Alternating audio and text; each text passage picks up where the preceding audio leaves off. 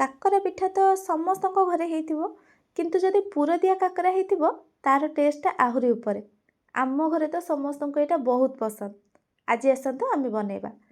जय जगन्नाथ। सोनी जोड़िया रेसिपी को आपण समस्त को बहुत बहुत स्वागत। प्रथमे आम पुर बनैबा। एठी मु नेइछि 1 कप कोरा नड़िया आउ अधा कप गुड़। जेतिकी नड़िया नेबे तार अधा गुड़ नेबे। एबे आम एसबू को 1 मिनिट पाई मीडियम फ्लेम रे भाजिबा। बेसी भाजिबेनी नहले पुरटा अधिक सुखिला हो जिवो।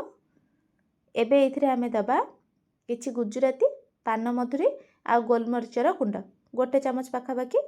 एटा पुरे बहुत बढ़िया वासना दबो तो एटा निहाती देबे। एबे आमे एसबू को भल से मिक्स करके गैस ऑफ कर दबा। आउ पुर को टिक्के ठंडा होगा को छाड़िबा। आउ एपटे आमे गोटे कड़ाई रे नबा 2 कप पानी, स्वाद अनुसार लुण दे दबा। एबे दबा 4 रु 5 चामच चीनी। चीनीटा कंपलसरी एथिरे एटा निहाती देबे नहले पिठाटा खारिया लागिवो। अल्प किछि गुजराती आ पान मधुरीर गुंड भी दे दबा एथिरे। आउ गोटे छोट चामच गुआ घिया दबा। एटा भल बास्ना तो दबो आउ ता सह जंतणी रे गोटे स्मूथ टेक्सचर भी आसीबो। एबे आमे एथिरे दबा 1 कप सुजी। जेतिकी सुजी नेबे तार डबल पानी देथिबे। अल्प अल्प सुजी देकी भल से मिक्स करिवे। गैस रो फ्लेम मीडियम रखिथिबे। एकाथरे सब सुजी ढाळिबेनी नहले एटा गोटा गोटा हेकी रहिजिवो। एटा जेत्ते भल से आपण जंतिबे पिठाटा सेत्ते स्मूथ हबो। एबे एटा हेई आसलानी गैस ऑफ कर दबा। आउ याको गोटे प्लेट को काढ़ी के हल्का टिके ठंडा हला परिका छाड़िबा। जेमती हाथ रे धरी होउथबो, बेसी ठंडा करिबेनी। जंतिला पर जदी भल से याको न चकटिबे ताहले पिठाटा तेल रे छाणिला बेले खोली जिवो। ताको भल से चकटी देबे। जेमिति अट्टा चकटंदी सेमती पूरा नरम करिकी। एबे इथरु आमे गोटे गोटे करी बॉल्स बनैबा। जेमिति साइज रो आमे रोटी पई करंती ताठु टिके बड़ साइज रो करिवे। एइथरे आपण सुजी आ पानी रो भाग मापटा ठीक करिकी देबे। जदी टिके भी एपट सेपट करिवे ताहले पिठाटा भल बनिबनी। एठी देखंतु पिठा को आपण हाथ रे एमिति धीरे धीरे एमिति बुलेकी गोटे गिन्नार शेप देबे। हाथ रे टिके तेल लगे देथिबे नले पानी लगे देथिबे जेमिति एटा हाथ रे चिपकिबनी। साइड रो टिके पतला रहिले चलिबो किंतु भीतर पटु टिके मोटा रखिथिबे नले पूरा देला परे पिठाटा भांगी जिवो। एबे इथरे आधा चामच पूरा दबा।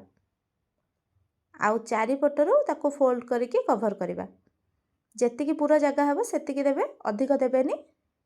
जेमिति आमे मोमो बनांती ठीक सेमिति याको फोल्ड करिवे।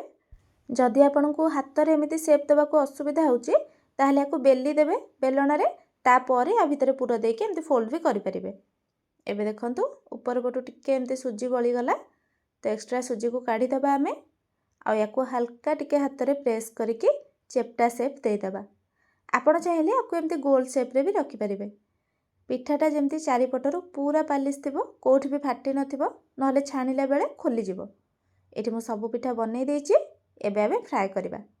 गैस पूरा हाई फ्लेम रे रखिथिबे।